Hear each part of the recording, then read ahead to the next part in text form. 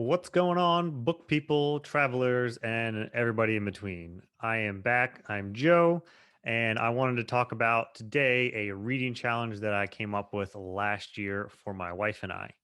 I had mentioned this in a previous video, and somebody in one of the communities, Madison, asked me to make a video on it and elaborate on what this book challenge was. So I wanted to do that now.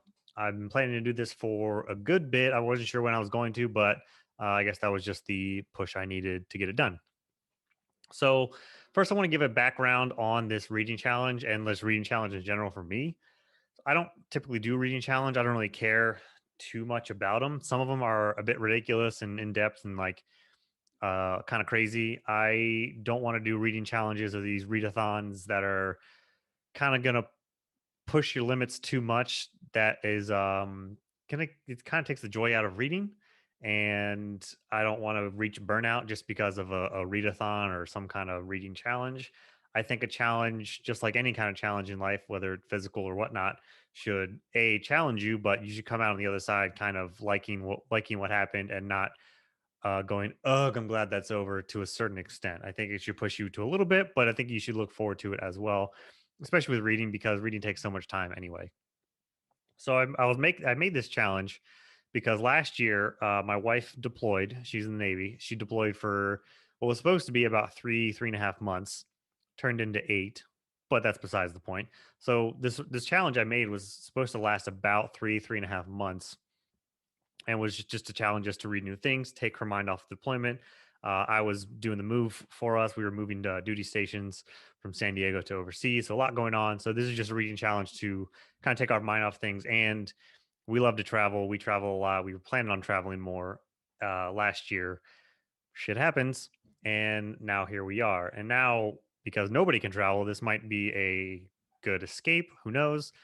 But encourage you to do this. I think it was kind of fun, and I discovered some new books that I probably wouldn't normally have, and that's kind of the point of what I wanted to do. I wanted to um, push our what we normally do to challenge us, but nothing too crazy. I'm not going to I'm not going to force myself to read a romance book because that's just going to be miserable. But anyway, that's how it came to be. Timeline wise, I would say for this challenge to do it's all I kind of put some traveling themes on it. You can kind of make your own timeline for what you want to do. The original timeline for this, like I said, was about 3 months or so, 3.5 months. So there's a lot of there's several categories that I made up. I think there's 12 or 13. So it wasn't supposed to be like a you have this amount of time to read 12, 1 month to read 12 books and they all must be all in this category. That's just a little too stressful to me. It's completely TBR busting. It's You have to completely rearrange your reading schedule and you might not like it. You might decide to read something that you normally wouldn't you read yet just for it. I mean, there's a certain degree of you need to challenge yourself, but you still need to enjoy it. So I think 3 months is a good plan to okay, I need to find books in this list, but I can still fit in these other books that I was planning on getting to anyway. And then maybe some will even fit as you go. So that's how I think this should be enjoyed. And that's kind of how, after about 3.5 or 4 months, I think about the 4 month mark, we kind of abandoned it because we had already pretty much got all the books checked off the list. So we weren't really doing anything point wise. I did make a point system. This isn't really super elaborate. This kind of reading challenge is just supposed to be for fun and to stress you to or to push you to try new things is what the whole goal was. But you can try you can look at how many points you get now 3 months for 3 months or whatever your timeline is. Take that, remember it, and then maybe next year or in the future, maybe do it with somebody else. You can compare points with yourself, with somebody else, something like that. I think it could be fun. It could be cool to do. So that's the timeline. The rules, I didn't really make any rules. I would just, the main ones were each category, the initial book in that category. So once you fill the category, I would count that as 3 points. And then if you read that book from that category again, it'll only be 1 point. So it encourages you to get more of the categories. And then after that, it's just 1 point. Also, each book can only count once. So you can't double up on anything. You can't just because one has meets two criteria, you can get 3 points for both, being 6 points for one read. Nope. One book, one category. That's it.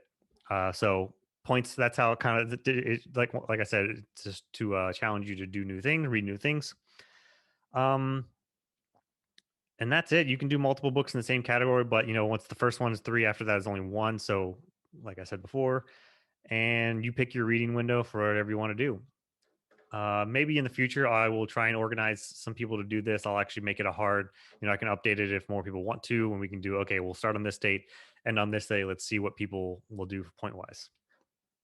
But getting into the challenges now, the meat and potatoes. Okay. So I named these, all of them all have a name. I'll put them up on the screen. I named these and I wrote a little thing about just a little whatever fun thing about what the background on it and what I was thinking just to make it a little fun. So the first one, starting off good. The first one is called Off the Grid. And this one is you're going on an adventure and you will be off the grid for a week. So pack light. Read a book over 500 pages. Thinking behind that was obviously you're going off the grid. They don't have an internet service. You're not going to have any bookstores. So you need to take one book with you, make it a big one, read a book 500 pages. For this, I read Wrath by John Gwynne, favorite book of last year, 100%. It was fantastic. I was kind of waiting to read this, and I just this was just a perfect excuse of okay, well, if you're going to twist my arm, why not? The next one, there's no particular order. It was just whatever my brain came up with as I was reading it on my notes. The next one is called Sitting with Strangers. There's limited seats where you are, so time to make a new friend. Read a standalone book from a new author. So, discovering a new author that you have not read before, a person you have not met before, sitting with strangers, da da da. Yeah.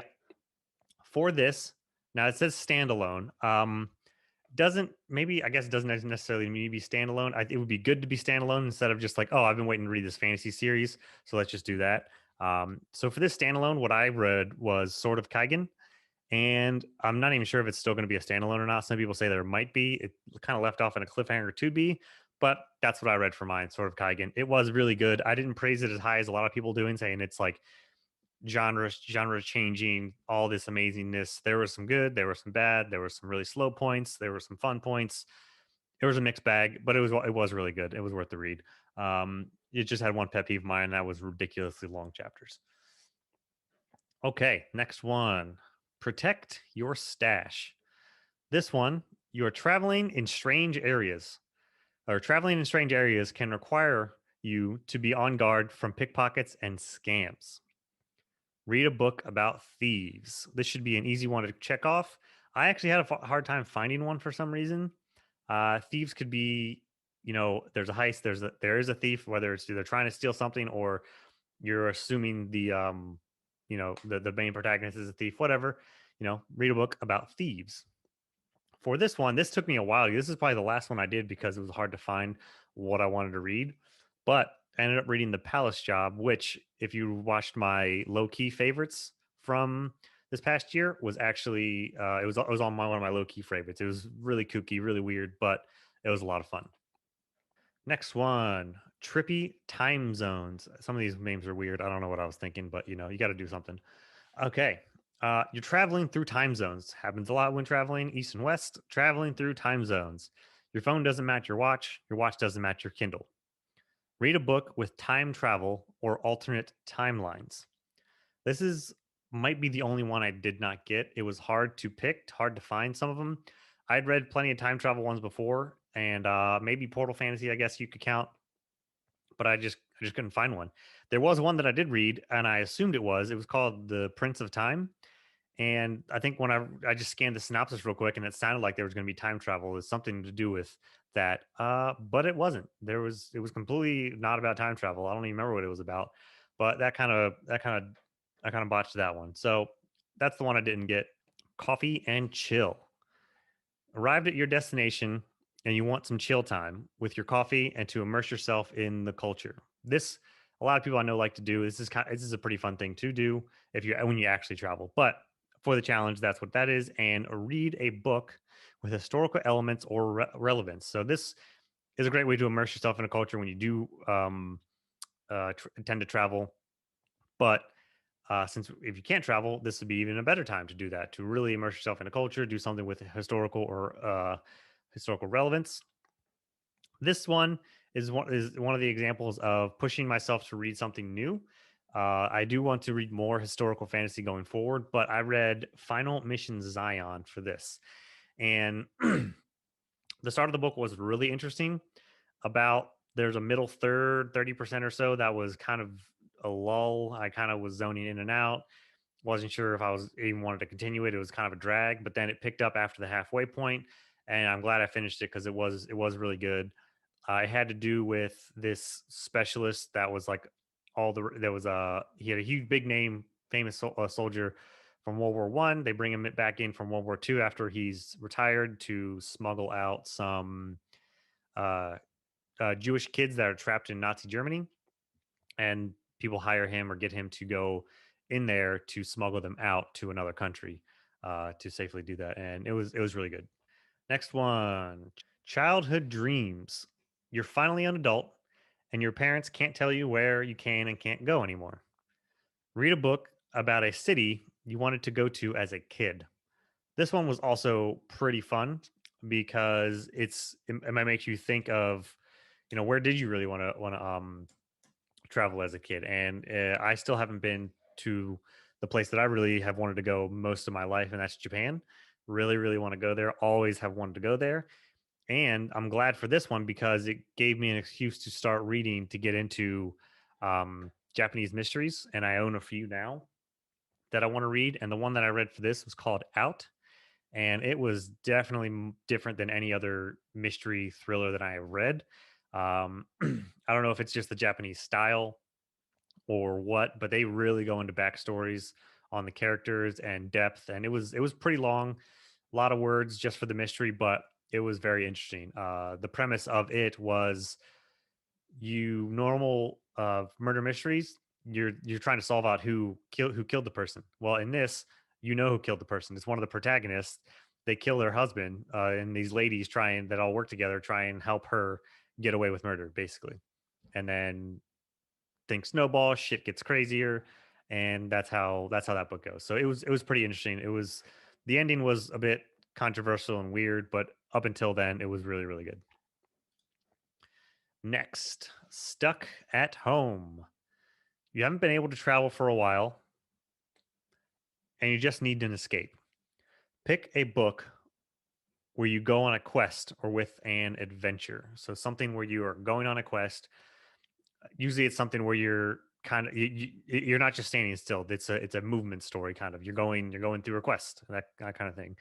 This one I'm not even sure if I did get in, but when I was looking back in my books that I read, I did read the Seven Realms Quartet, and I know one of those books would qualify for that. There where they're going through and trying to find some stuff. So I think that's one I counted for this. It was an okay series. It's YA. The main protagonist female was I really hated for my own reasons, but she was just terrible.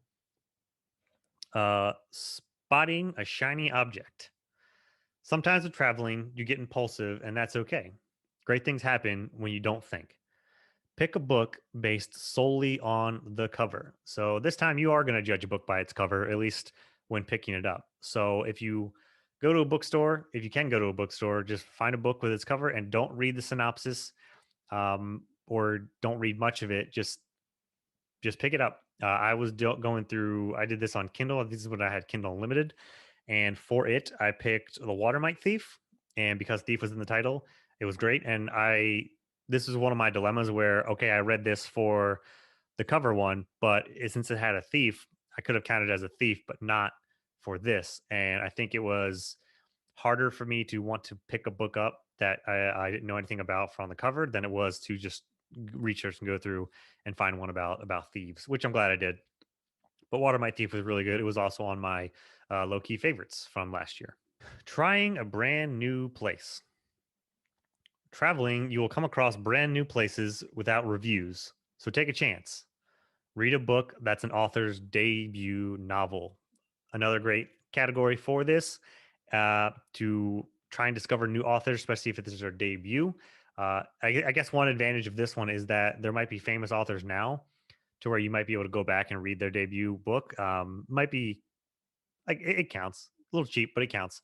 But for this, I guess I just lucked out. I read Rage of Dragons, And obviously, everybody knows that that was an amazing book. It didn't make it onto my top reads of 2020. And I think there's for a couple reasons. One, I completely forgot that I read it. I was going through my list and, I read 70 books or so.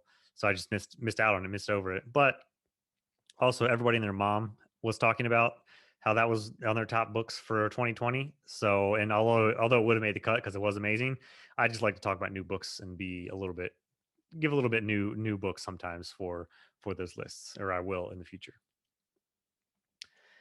Next, a long layover. You're stuck in an airport for a long time with nothing to do, but oh look, a bookstore.